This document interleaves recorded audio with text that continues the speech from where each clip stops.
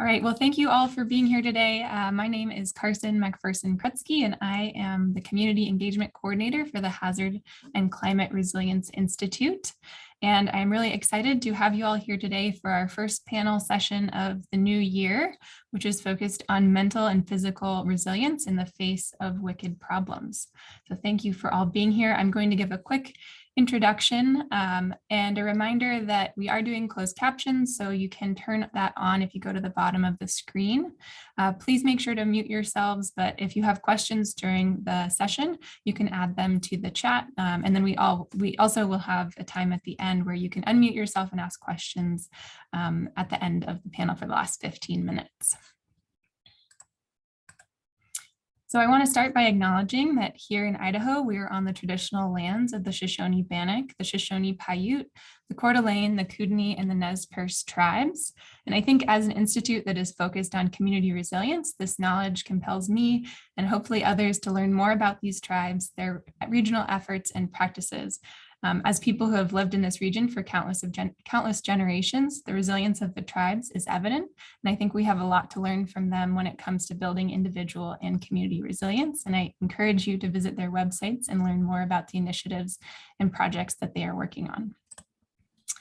The goals of these panels, these monthly panels that we've been having, are to connect across disciplines and sectors, to learn about ongoing community resilience projects and organizations, to find out how university researchers and students can support local efforts and information needs, and consider what actions we can take moving forward to build community resilience and take steps to do them.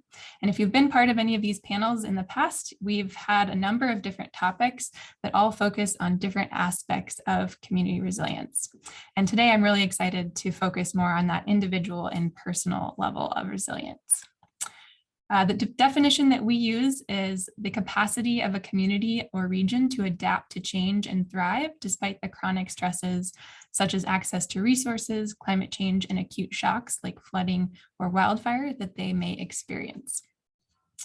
And today we are using the phrase wicked problems to describe problems that are so complex and multifaceted that they have no simple nor final solutions.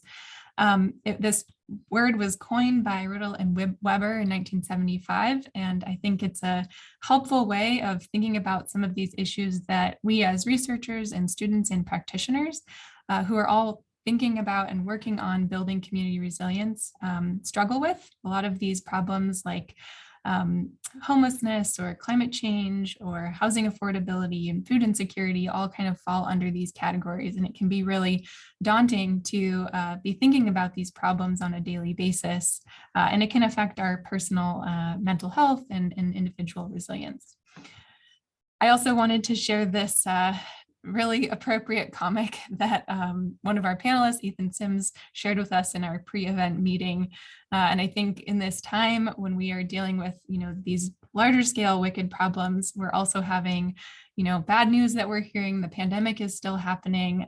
We have stresses of our daily lives that we're all dealing with. And so I think it's just important to remember that all of this is happening and we're all working on it. And so today's panel hopefully will help us have some more language to discuss this and just think about how we can all help each other in these challenging times. I want to now turn it over to our co-host, Lance Davison, who is the principal consultant for the Keystone Concept and director of the Treasure Valley Canopy Network. And I will let him go ahead and introduce himself and the work that he does, and then we will introduce the panelists.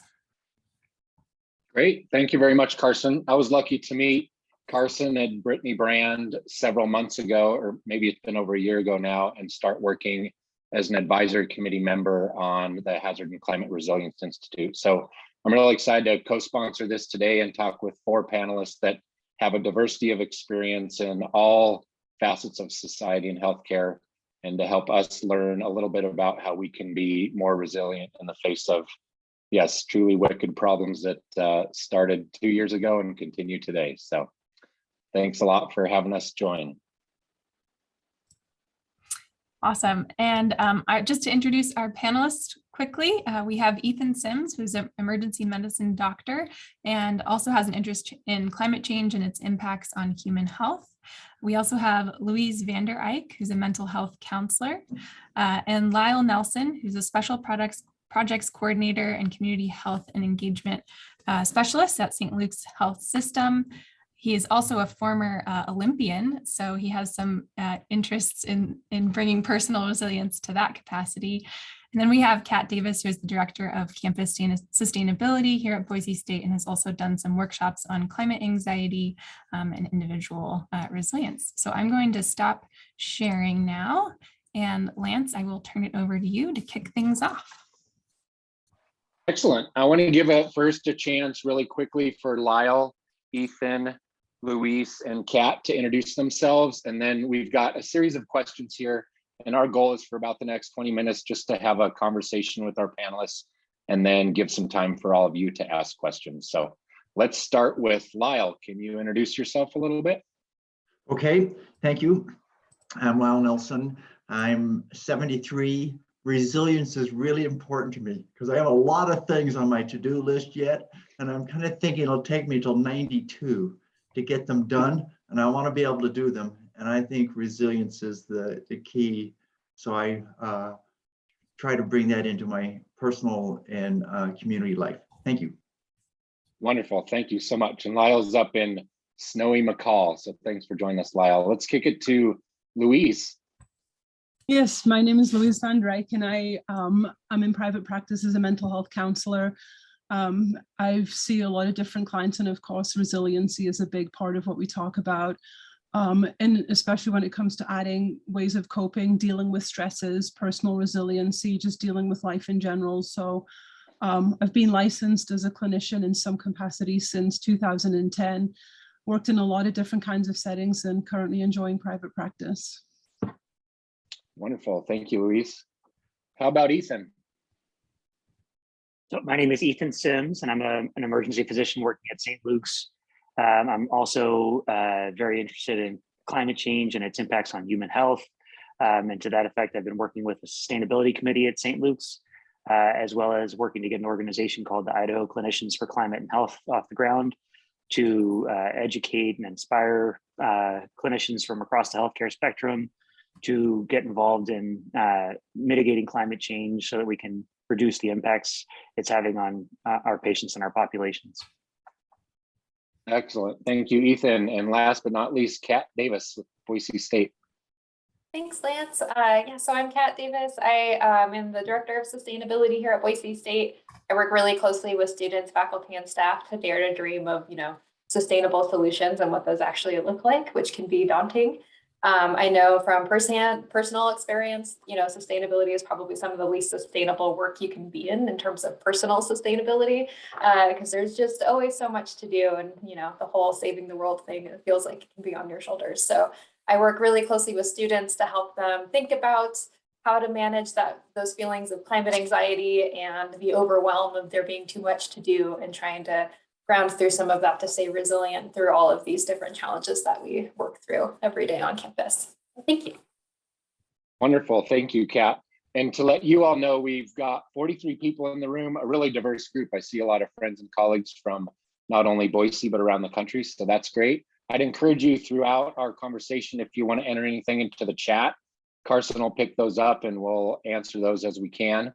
And then we'll open it up for questions. And I'm sure you all know how to use Zoom by now with raising your hands and thumbs up and all that good stuff. So I'm going to start with my first question.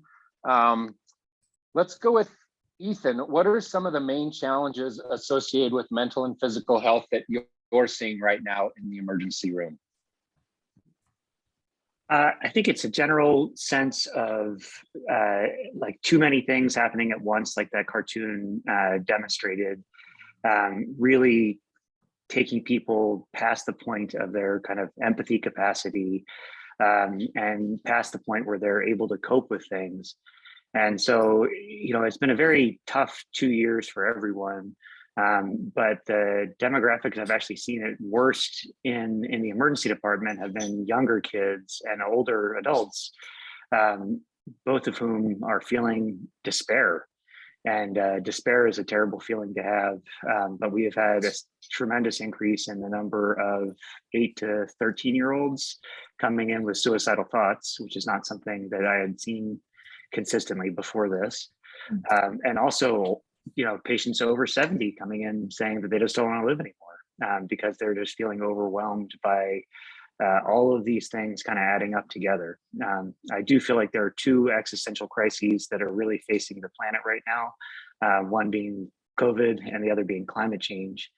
And I think the common theme in both of them is that we're not working together as a planet and a human race, as a country, as a state, to help take care of them in a way that leads us forward.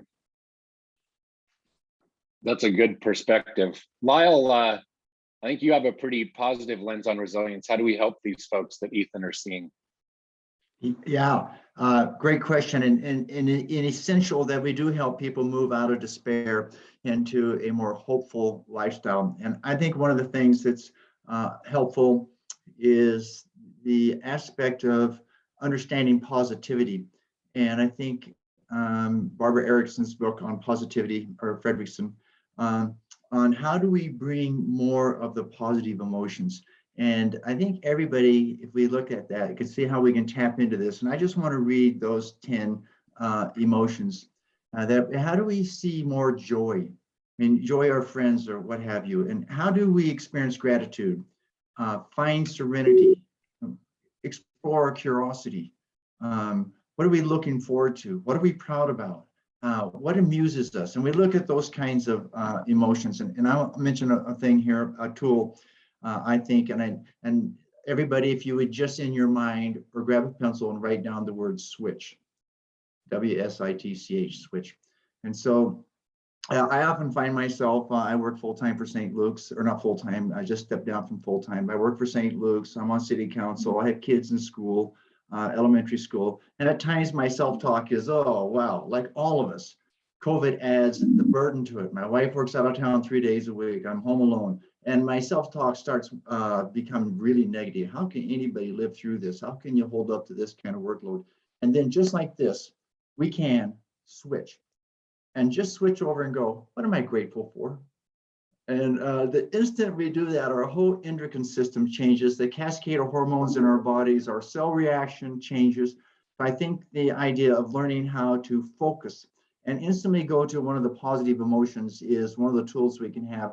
And then I also really think if you cannot switch and you cannot move into a more positive state, despite trying, then it's time to get some professional help and see Louise or whoever. So that's my favorite tool of the moment. Thank you. Very well said, and a perfect segue to Louise and how you work with your patients to help them make that switch. I think just following on from what Lyle was saying as well, I think maybe the first step is to validate those negative emotions. Like when we're feeling frustrated, when we're feeling overwhelmed, that instead of there being the sudden emphasis, like, no, we have to change it to joyous feelings. I feel like giving some validation to the concerns and the worries and to know that those are also very human experiences. But I think the key thing is to not get stuck in those emotions, because, that's when they create despair, hopelessness. And I think that's where the dangerous things lie. So I think validating is extremely important. The other thing I think as well is, when we think of joy and we think of happiness and we think of pride, it's like these bigger concepts. But I think sometimes we can easier see it in the small moments.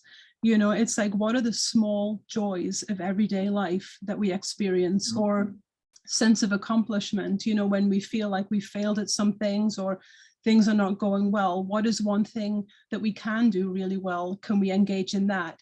Moments of gratitude. So I feel like maybe starting with the smaller moments and recognize them, and then maybe building on from there. That's very good, Louise. I feel like we should be all handing you a toolbox with all these great threads that we've already gotten from 3 of our 4 folks. Thank you very much, Louise. Kat, so you work in a university and you focus on resilience kind of from an organizational institution capacity, but also you deal with students as well who are, when I was in college, my worries weren't near what a college student has today. So to you, what does resilience look like when you're working with these students in the context of physical and mental health? Yes, that's so important to be cognizant and respectful of what everyone is dealing with right now, whether they're students or their faculty or staff. And so for me, what that looks like is being really honest with each other and setting a good example for the students in terms of being courageously vulnerable, as Brene Brown likes to say, around, building language around capacity, building language around boundaries, being honest with what you feel capable of taking on right now and where you're at, and as well as being able to say no to things, which is a really empowering thing, whether it's saying no to looking at social media and doom scrolling on your phone, or it's saying, you know what, right now I just don't have the capacity for this. I think it also means connecting to joy intentionally in every meeting and grounding in with each other. A lot of this anxiety and stress comes from having all of these emotions that are pushing us externally outside of our body, like that fear and anxiety of things that are so far beyond our control, and connecting back into like finding some grounding moments in within ourselves. So we do that by taking a moment to check in with each other at the beginning of each meeting, be present.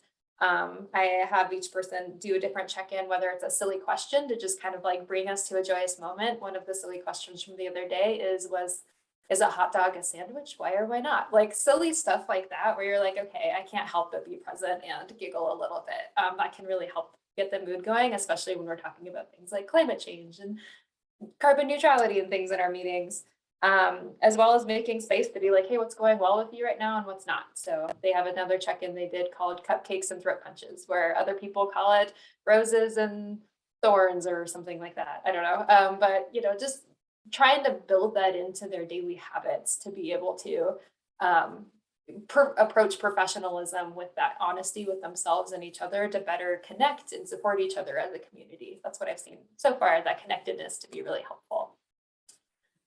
I like that. And so my son's home with COVID, and this is some of what the stresses that we all handle, right?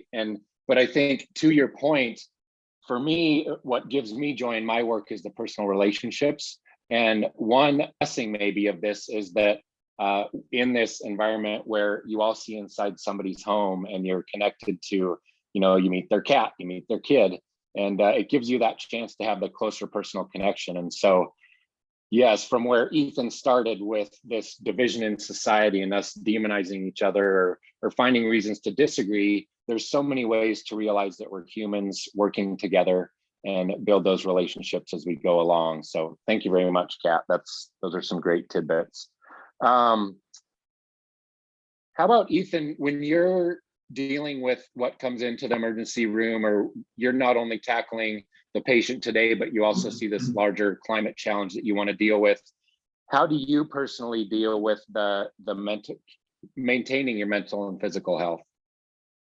So I think there are a number of great ways that you can be personally resilient. And I think Lyle touched on a lot of what I love, which is this, ability to create some space before reacting to a stressful stimulus. And this is a very common meditation practice. And I think meditation is a great tool to help you deal with a lot of these issues. So there's a guy named Jay Michelson, who's a common meditation teacher. And he did a great podcast with Dan Harris from 10% Happier that I put a link to in the chat that talks about eco-anxiety and meditation and ways to cope with it. I think one of the things that makes it so challenging is that so many of us like to be in control. These are problems that we cannot control as individuals. And I think we have to acknowledge that we don't have that control and be comfortable with the lack of our ability to influence these things individually, which is a really hard thing to do. Because so many things we do in life, we strive to say, okay, here's the problem. This is how I'm going to fix it. But a lot of these wicked problems, as you described them, you and I can't fix. But we can be a part of the solution and not worsen the problems, and be comfortable in that middle space where we can say, okay, I can't make this go away on my own, but here's how I can make it better. Here's how I can live in that situation. I like the podcast tidbits, and I added some more into. If you have time to listen to some of these kind of positive switch podcasts, it's helpful. Louise, how would you add to that in helping people kind of build resilience in their own perspective? I would also build on the theme of control as well, because I think a lot of people probably get overwhelmed because it's the feeling of lack of control.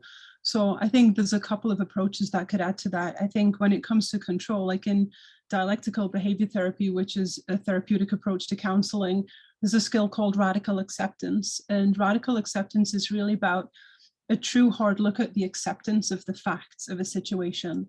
And a lot of the facts within a situation are outside of our control, but then it leaves us to look at, okay, what within this framework do we have an element of control? And that's where we need to move. So it could be in monitoring our responses, or building connection with others, or reducing the things that we take on because it's too much. So I think really it's like recognizing what are the things that we do still have some control over, even when we feel like we don't, and focus more on those. The other aspects of resiliency that I would really advocate for is self-care, because our stress tolerance becomes so much better when we engage in, all sorts of self-care. I'm thinking sleep, like, if you have somebody who is normal, highly functioning, they're managing everything, and you just cut their sleep by 2 hours every night, you're gonna see problems. So sleep, physical self-care, movement, I think being able to breathe and taking some time and space in between busy moments so that we can kind of get to center and regroup again. Maybe prioritizing responsibilities, if we recognize that we're taking on too much, can we reduce some of the things that we're taking on in our lives and prioritizing? So I think maybe those are some things that can help increase resiliency. That's great. And I love the self-care piece. And Lyle, you're an Olympic athlete, and I know when you compete at that level, you have to be at the top of your game physically. As we get older and as we deal with all this, and we don't have the time to fully commit to be that amazing athlete, how did you transition that? And how do you maintain the physical fitness that you need for your physical health, in addition to managing family and work and travel? Yeah, thanks. Great question. And I think the importance of our physical ability actually gets greater, that we're at the top of our game, perhaps even than when competing in the Olympics, to use the best of what we have. So I kind of look, we think about community health and the infrastructure and the importance of having highways and police departments and sewer departments and water. And I think of the body a little bit the same way, of the infrastructure needs to be maintained. And examples of might be cardiovascular. And, we want to keep our body oxygenated, our brain working, respiratory system, neurological, avoiding the things that we know impede those. And I'll just mention one thing that I think is kind of fun. Maybe other people will enjoy it too. So when I was 50, I had a goal. I set a goal way early in life to run a 5-minute mile of 50. Now that's not stupendous, but it was a goal. And every year on the 4th of July, I go out and run a hard mile. Well, I made it. So when I said, well, why not 6 minutes of 60? Then I said, well, why not 7 minutes of 70? And at 70, I go, that's enough. And then all of a sudden I realized, no, it's not enough. And I would encourage all of us to have something you look forward to that's physical. It's a goal. How many push-ups can you do leaning against your kitchen cabinet? You don't have to do them from the ground. How about a long walk every year on the 4th of July? You go for 5 miles, so you go for 1 mile if that's appropriate for you. But I think we need to have some personal challenges, goals that we actually, they become kind of fun. They identify us in a way. And the idea of minimizing the slippage. It becomes inevitable. And so the goal becomes less strenuous, but it's just as great for important our health. So I really encourage people to have, and join a neighbor or join somebody else, do something on a team. But motion can be fun, and motion is really important. Things that in motion tend to stay in motion. So keep going. Thank you. That's beautiful. Thanks, Lyle. And adjusting as we age and adjusting expectations, but still having a challenge of some kind. That's great. And I would just like to totally, echo and support Lyle's assessment about mental and physical health and the combination between the two. I mean, you can't imagine the connections that we don't understand that definitely have been shown to exist between poor mental state and poor feelings throughout your body. I see it every day in the hospital. There are people with this chronic undifferentiated pain that almost always have depression, anxiety, that's probably driving a lot of it. We just don't understand the connection totally. And I think if you are able to take care of your body and keep yourself physically healthy, it does so much for your mental health as well. Lance and I used to exercise all the time together and give each other challenges. And part of I think part of the stress of this pandemic has been that, we've been scared to see people. We've been scared to get together and do team activities. But I think we know enough about COVID now that we know we can be outside and be together and exercise safely. And that's a great way to get some companionship, help your mental health in that exact moment, but also help build your physical health, which totally supports your mental health going forward. Yeah, very well said. When things get busy, it's always easier to prioritize taking care of your kids, taking care of your work, taking care of that list of things you have to do. But if you're not taking care of yourself, no matter how great you are at your job or taking care of your kids, you're not going to be as good as you could be. So prioritize taking care of yourself. Kat, what would you like to add? Maybe a perspective, because what you do at Boise State, you see a lot of kind of the statewide, what's going on in the state and with your student population. What is something we might not know about what people are wrestling with, or maybe even resources to help us deal with being resilient amongst all this? Yes, I love that kind of broader perspective, and I really appreciate the talk about control. I think that's something that in the climate change movement specifically gets really tricky, because the narrative is that we need overwhelmingly international, large sweeping collaboration to prohibit climate change, but there's also a narrative of individual responsibility and blame and guilt that we see. And so a lot of what I see people struggle with is that sense of shame that comes with climate change. The amount of people that come up to me, I'm not kidding, that say, Kat, I'm so sorry, I used a coffee cup today or a plastic water bottle. And I'm like, hi, my name is Kat, I've used disposable items too. Like, we are all doing our best. And so I find that shame and that narrative isn't necessarily serving folks very well. I think it used to be thought of as a motivator for action, and now people are aware of the problems. And we need to think about how we can work collaboratively together and build in solutions for that collaboration.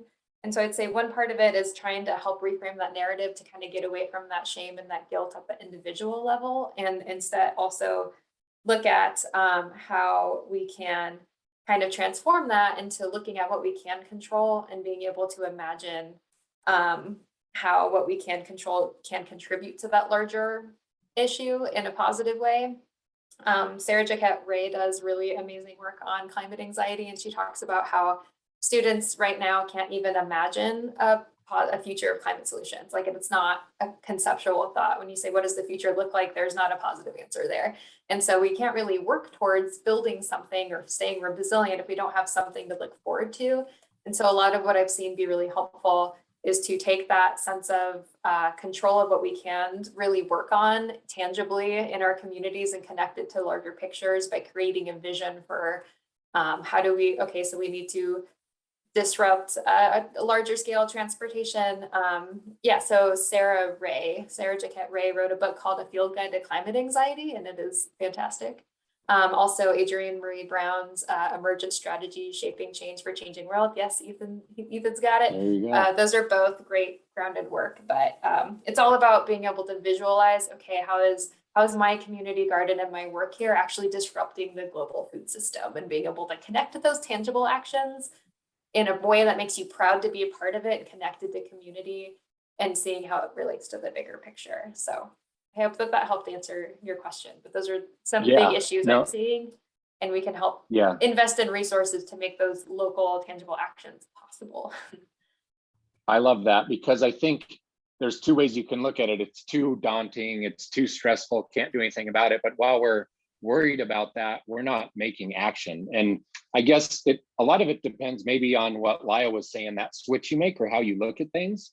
I tend to see a lot more in our youth, a lot more optimism, and they refuse to move forward without change. Whereas my generation was kind of like, maybe we'll go there, maybe not. But what our job now is to bridge to our children who are making it happen every day, and to help them see the light, that the change of how you garden at home or how you eat at home or what you do walking to school every day is just, there's so much power that. And I think what I see in the youth is very exciting, and investing in that. And so, Carson, I think we have a little more time for a few more questions. Yeah, we're going to Are we go doing well on time? probably another 10, 12 minutes, and then we'll open it up for kind of everybody to ask questions. Yeah, I actually had a follow-up question that I wanted to ask, kind of based on some of this discussion that we're having around kind of individual responsibility versus like institutional responsibility to do these things. And so I guess my question is, what do you think the role of institutions are, like a university or even our institute, is to develop practices and systems that help people, create space to have better mental health, or create that space where you're not judging people if they need to take a day off, or helping to create those boundaries that make sense for people in this somewhat crazy time that we're living in. So I think I'll start that question with Kat, just since it was that same idea, but I'd also love to hear Louise's thoughts on this too.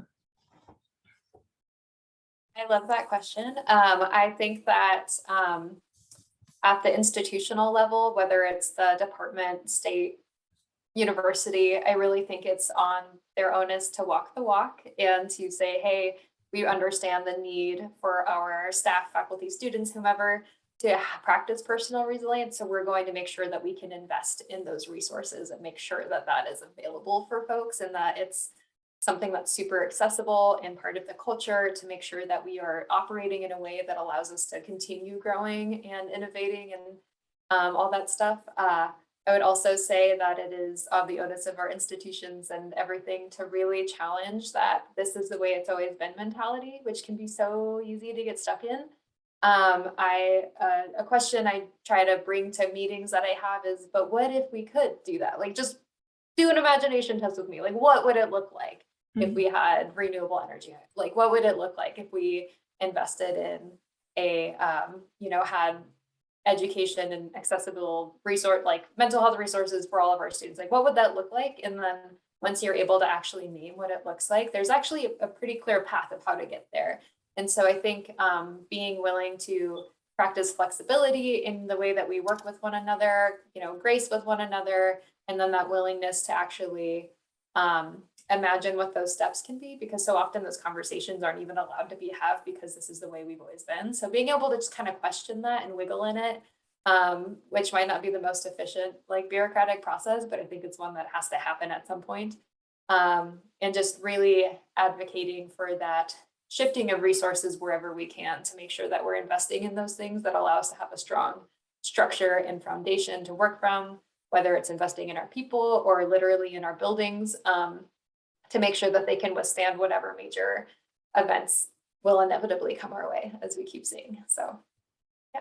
Yeah, thank you so much, Kat. Oh, sorry. Yeah, that's that's good, Kat. And I think continuing this on, one thing I wanted to plug in there was working in organizational leadership a lot. Sometimes you get to this point, we're so focused on being efficient and the budget and all the details that we have to accomplish. And I remember being in a conversation once with an organization, and somebody said, we can't afford to do that. And I said, how about you realize we can't afford not to do that? We need to not be afraid to change the system that we have to take care of the people, to make sure that we're more resilient together. So I think that's a good point that you had, Kat, of don't be afraid to ask what if. And I think bringing that along with that story too is so important, because when it's just numbers or it gets divided into some partisan issue, that's an issue. But when you can bring to it with a story of these are the realities of what happens if you don't invest in it, or these are the reasons that we're doing this, then that story and that narrative can really help people understand like, oh yeah, this is where we're headed. So yeah, thank you for that. That's great. Louise, would you like to add to that thread?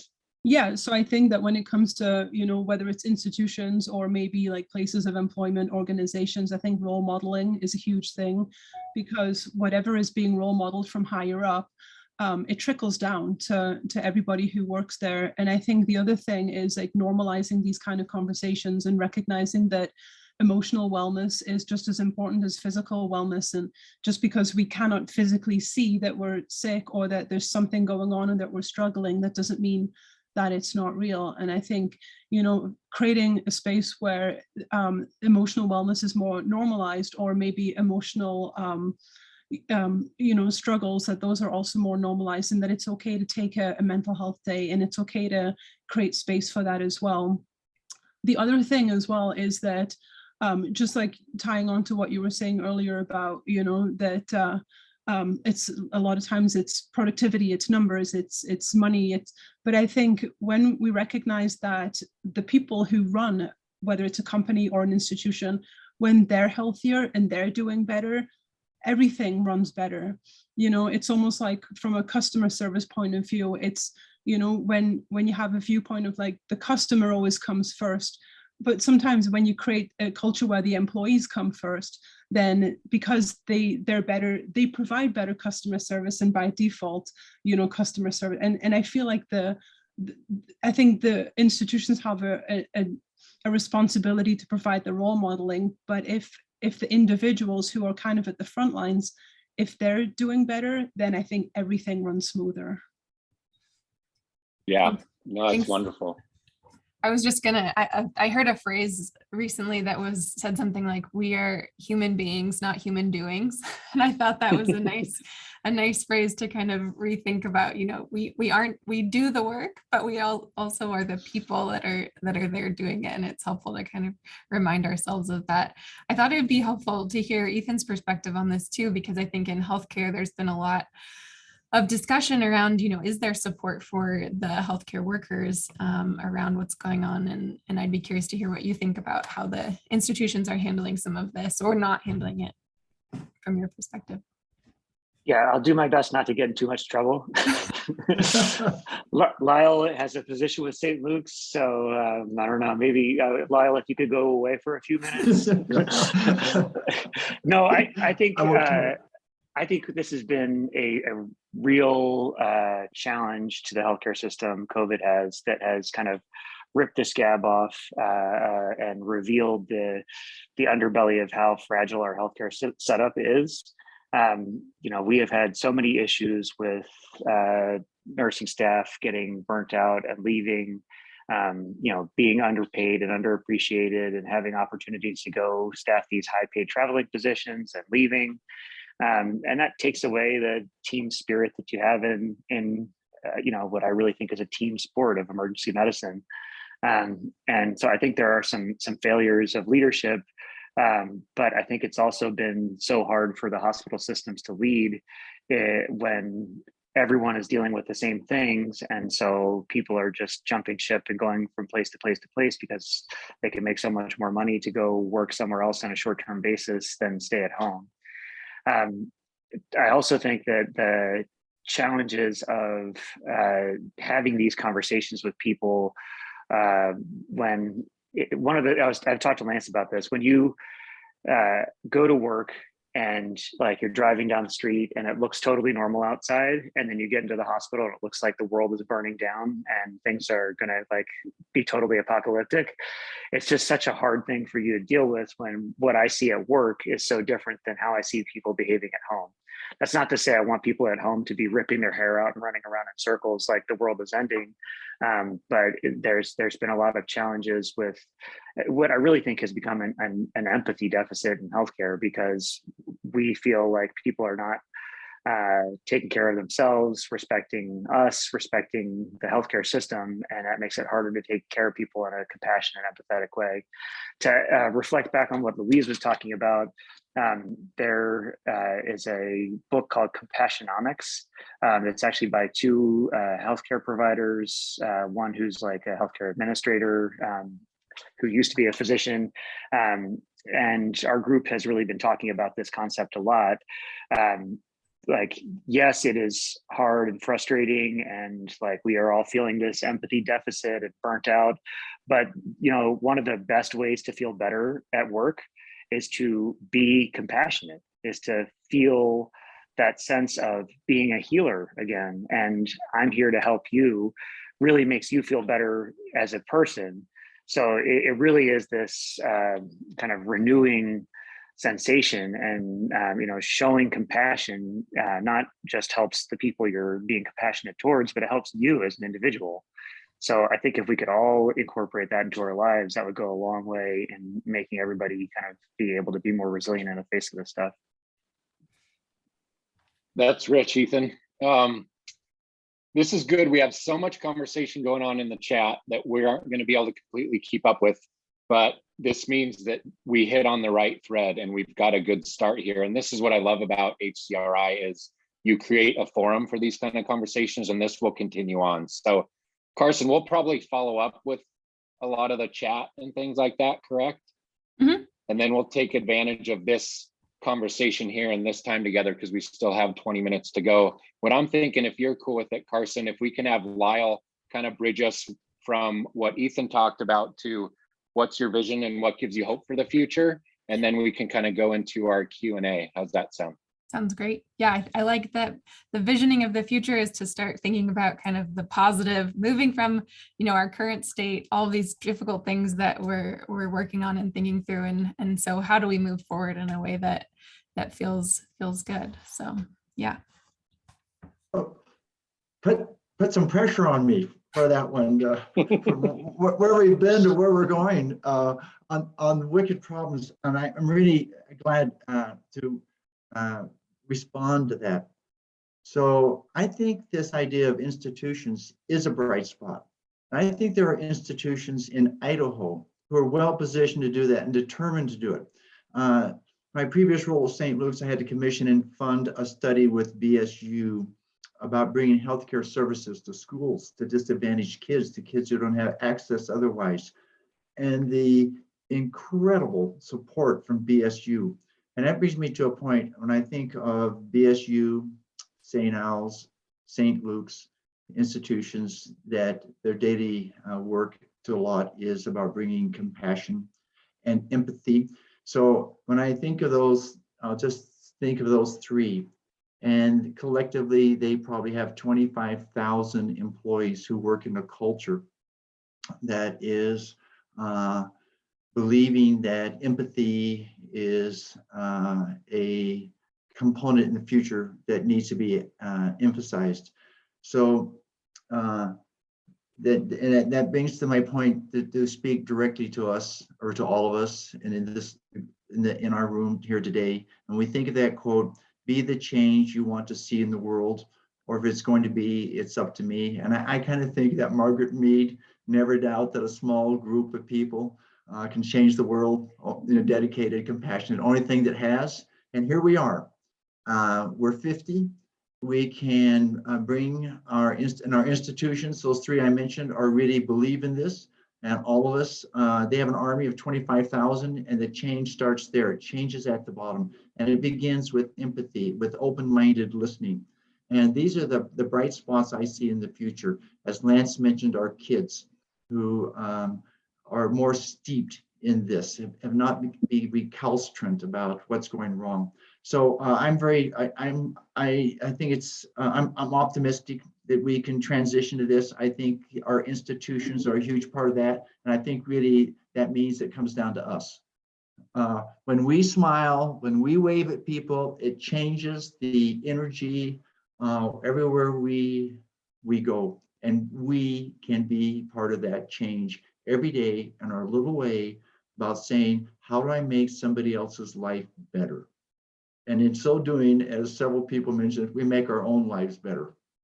We have purpose. Okay, that's my bridge. I hope it was. Very well said. That went from one side to the other and didn't drop off in the middle of the stream. Thank you. Very well done. Thank you, Lyle. So where are we going to start with our questions? I think also people, don't be afraid to raise your hand as well on the reactions down there, the little smiley face. Give your thumbs up, send your love. All right, Carson. Let's see. Yeah. So we had a question. I gotta scroll back up. I can't remember who it was from. But the question was, how do we deal with the anxiety that divisive politics is getting in the way of united actions to solve climate change? And then they give an example of certain things being passed in the Senate or a legislation that, are challenging or not happening in the way we want it to. So who wants to take that one? Was that Lisa that asked that question? Yeah. Okay. Yeah. Great. Perfect. Thank you. Yeah, let's go to Ethan. Okay. So I would love to know the answer really more than anything else. So I'm really glad Lisa asked that question, because this is the biggest challenge that I feel personally and individually. I feel like I've come to a point where I can cope with the idea that I don't have control of the situation, that there are solutions to the problem. I posted a link from the Yale Climate Communications. They had a survey that they do annually about how people feel about climate change. And year on year, over the past 6 years, the number of people that are alarmed as opposed to dismissive about climate change has grown and grown and grown. And well more than 50% of people in the country believe that climate change is a critical, imminent problem. And almost 50% of Republicans acknowledge climate change as a problem. But this is, I think, the real challenge is that even when more than half the country believes in something and wants to get it done, the way our political system is set up, we just can't move things forward. I think one of the things that I'm trying to acknowledge is that we do have some time, and we do have the technology to turn things around. And maybe we can have some patience, and maybe it will progress, but I don't have a great answer for this, and I would love to hear some other thoughts. I'd like to tie into that as well. I think, sometimes we look at the label a lot and we don't look past the label to the individual. And I know that a lot of times we summarize a group of individuals in a certain group, and then we like or we don't like the group, or we resonate with them or we don't resonate with them. But I guarantee that when several individuals from different types of groups get together and connect on an individual level, we find that they have a lot in common. And I think that's really important as well, is maybe connecting a bit more on an individual level, or sometimes, you might not see eye to eye in the bigger picture, but definitely on a smaller scale. And so I think there's a lot of ways that we can move past the labels and look more towards individuals and connection, and just kind of meet somewhere in the middle. I like that thread of, oh yeah, go ahead, Kat. I was just gonna say, I wanted to really celebrate that answer.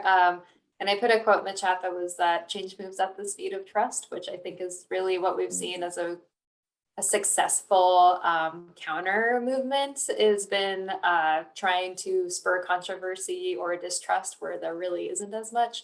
And so I think when you can build those individual relationships, that's really important. Or when you can even get away from the word climate change and start talking about what people really care about or what they're afraid of.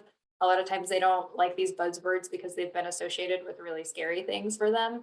But if we start talking instead about how can we make sure our communities are more resilient in the face of look at the Kentucky tornadoes, that's something we can all look at and say that was a tragedy. How can we make sure that we have a plan in place to avoid something like that without even using the word climate change? Or how can we make sure that we have clean energy that helps us breathe better and saves us money, and just being able to get at what people are that what they're actually afraid of or interested in can be really helpful in bridging that connection.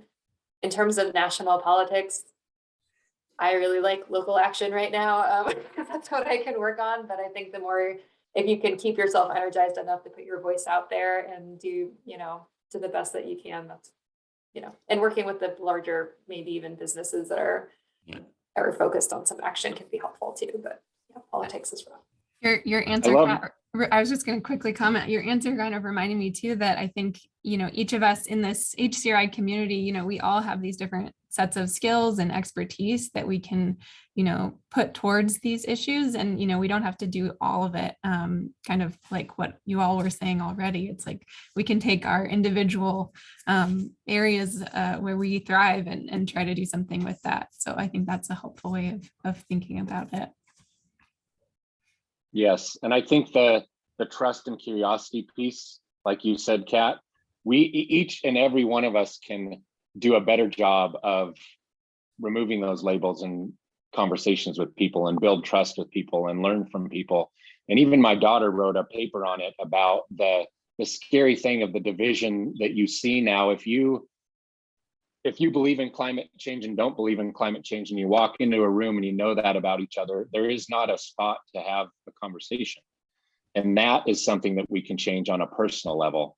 And I think that's the strength and the foundation of our democracy, is the ability to walk into a room with two different views and have a conversation about it and learn from each other. And so, and that really does happen on the foundation of trust. So I like that, Kat. I'm looking through the chat here. It looks like we have a lot of comments, but I'm not seeing a ton of questions. So if there are any, and it looks like we've answered some of them already here in the chat. One thing that as I've been just listening to everybody talk today, I think human connection has really come up a lot. And so I guess I'm curious from you guys, what do you think are daily or weekly practices that you use to build connection with people you care about or meet new people? And let's see, I'll start with Ethan. I think that's one of the things that's made the dual kind of crises that we're seeing right now so challenging, because I think we need community strength to get through both of them, but COVID has made it so that we're afraid to commune. That makes it, you are driven into your home, you're driven into your little family pack, and it's harder to work together when you're separate like that. Someone posted in the chat an idea about a kind of check-ins with your family and friends, and I just love that. Like putting something on my calendar, because I'm so calendar obsessed, to call my friend on the last Thursday of the month. I think that's such a great way of like reminding yourself to stay connected, because as COVID has gone along, there are weeks that go by where I realize, like, outside of work, I haven't talked to anybody but my family. And that is so hard on you personally, emotionally, physically. It's just doesn't help us get through this. Thanks, Ethan. And I think Louise had something she wanted to build on Kat's last point. So go ahead. Yeah, I just wanted to comment as well, like just when it comes about talking about developing a trust in each other, I think when we're talking about resiliency, I think it's also about having a trust in ourselves and a trust in our ability to be able to manage and handle whatever comes our way, even if we don't necessarily know what that is. It's really about, okay, we know that an obstacle is coming up 5 miles from now. We have no idea what the obstacle is, but we don't need to know that right now, because we trust in ourselves that we're going to be able to get through this obstacle no matter what it is. So I think part of resiliency is also having a level of trust in yourself. Wanted to add one other thing that the podcast I shared at the top with this, Jay Michelson and Dan Harris talked about. It was this idea of kind of working as a pendulum, where you swing into action, but you also have to let yourself swing back and recover, so that you can be more effective when you're swinging into action. And you just have to kind of feel that ability inside yourself and let yourself become active, recover, become active and recover. And I really like that feeling that I get when I think about it that way. And I just want to like say yes. I haven't heard that before, but like yes, because you get to, this is kind of what I was talking about with my students, and having that like transparency and trust and capacity, so that when people do need to swing back, then you can trust that others are going to step in and swing forward too. So it's okay to take a step back. Whereas when we're working in climate change or healthcare or anything, I think there's this way of like, you never really get to take a break because there's so much to be done. But if you can build that community of like trust and action, then you can trust that people are going to step in, and they're just as great and capable and probably have other skills to offer. And I just want to share this one quote that I heard recently, and I've probably shared it in every meeting I've been in, which is that I might have even already shared it. I'm sorry if I did, which is that if you want to walk, if you want to go far, walk alone. If you want to go, oh my gosh, no, sorry. If you want to go fast, walk alone. If you want to go far, walk together. I botched it. Yes. It's a nice sentiment when you get it right the first time. But the idea is that like that togetherness is what will help us move forward. And what we're really talking about is community connectivity, which is why isolation in the pandemic, I think, has really fractured us a little bit. But hopefully we can regain that a bit. Thank you for that. Let's see, it looked like maybe, Lisa, did you unmute yourself? It looked like you had a question potentially, but if I'm calling you out, okay, no question. All right, did anyone else want to just respond to that? We have about 5 more minutes, so just a little bit more time, and I'd love to leave the audience with just some more sort of tangible steps or things to be thinking about in terms of this mental health and personal resilience. I'd like to just add as well on the topic of resiliency, but also just personal happiness. Like a lot of times we try to strive for happiness in different ways, whether it's materialistic or striving for achievements and success and image and things like that. But there's been a lot of different kind of studies and things done that there's several different factors that really contribute to our happiness. And one of those things is connection. You know, so when we are more isolated, then we don't do as well. You know, our overall mental health, we generally do better when we have connection, when we have social support, when we can identify with a group that we can really be a part of. So that's just one thing I really wanted to emphasize, that piece of connection. A couple of other factors that really contribute to that is contribution. You know, so when we feel like we can be of service in some way, and it doesn't have to be in this profound like volunteer time every week, but really just in what way can we make the world a better place or somebody else's life a little bit better because of what we did, it increases our feeling of personal well-being. And then the other, one of the other factors, which is what Lyle was talking about, is personal growth. So having some kind of goal, personal goal to work towards, and you know, because of those personal levels of satisfaction. And the beauty about the connection, the contribution, and the personal growth is they're accessible to all of us. So I think, you know, increasing happiness, increasing resiliency, those are always good things to strive for. Thank you, Louise. I love those responses. It looks like we have one question in the audience. I want to make sure we get to it. Michelle, do you want to go ahead and unmute yourself and ask? It's not really a question so much, but more of a comment of I work for St. Luke's, and my whole bucket of work, I lead the crisis response team and teach on resilience, and I teach psychological first aid and peer-to-peer support for St. Luke's health system. And a lot of this got stood up. It was already starting to, but then COVID hit and everything went turbocharged. And one of the things that we find, and I don't know if you found this, some of the others, is a pushback across the board over the past couple of years of, not really a pushback, but I think a little bit of a wall of people feeling like resilience is all put on the person. You are responsible for your own health. And to a degree, that's largely true. But in a time like this, when everybody's traumatized, it's how do we as an organization and from a systems approach set our staff and our organization, our communities up for success as they build their own resilience, and not just build it right now, but maintain it and then rebuild later, that kind of recovery restoration process. That's what we've been dealing with at St. Luke's and developing programs to try to help support our staff, because at first they were like, don't tell me to be resilient. One, I already am, I show up every day, but then don't put it all on me. I'm spent, so it's really, I think it's coming from it. We have to really think about this from a systems approach. Do you all, so my quick question, I know we're about out of time, is how have you considered that in your organizations and how do you address that?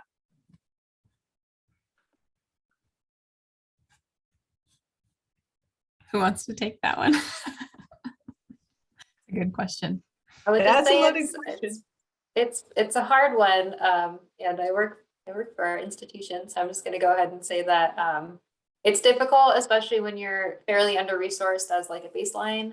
And we have a lot of pride in doing the most with the least at Boise State, but there's a point where you're like, all right, there's only so much you can do. So I think there's a point where there's like an onus on us all to say, like, what are we trying to do here? Are we and how can we best approach that? Is our goal to grow as fast as we can? Is our goal to provide the best quality of education? Is our goal to build a strong community, and then make sure that we can take a second to pause and really like invest in those foundation. Like I've said a couple of times, like just the foundation of making sure we have access to our basic needs, making sure that, and both students, faculty, and staff, all of them have access to basic needs and access to the resources for like mental health, even just like the Headspace app that they made available to Boise State folks, I think has been really, really helpful. But there's more that we can do in terms of making sure that we can even like reprioritize or rethink how we approach that mission in a way that fits within the realistic capacity for people to not get as burnt out or feel that ability to step up. Those are just some thoughts, but it's a tricky issue. And I think right now we're also all facing the quote unquote great resignation, where I think a lot of our organizations represented here are also fairly understaffed. So it's kind of an interesting time to be like, how can we reinvest in our community and ourselves to withstand this particular challenge, as well as build that solid foundation to bounce back better. And I think I might quickly close on that thread. Thank you, Kat, and great question, Michelle, and then let Carson loop us close. But first of all, I want to thank everybody that joined us today. Thank our speakers, Kat, Louise, Lyle, and Ethan. This is a great conversation I think we all needed. I think the other thing that I would say when it comes to how do we change how our organizations deal with resiliency and build systems is a lot of us in this conversation here today hold a position on a board, or we hold a position in leadership. And we need to challenge, when we're sitting in that leader spot, we need to challenge ourselves to change the model to be more human focused. And we need to challenge our leaders that are either serving with us or doing the work for our organizations to do the same. Because if we don't make that switch, then we're going to lose great people. We see it all the time, every day. So great thread, Michelle. Thank you, Kat. And we'll turn it over to Carson to close it out for the day. Yeah, thank you. And thanks everybody for being here today. I just think this was such a needed conversation, and hopefully there were some useful tips and ideas that came out of it, and concepts there definitely were for me. I know we're just a minute over, so thanks for hanging on there.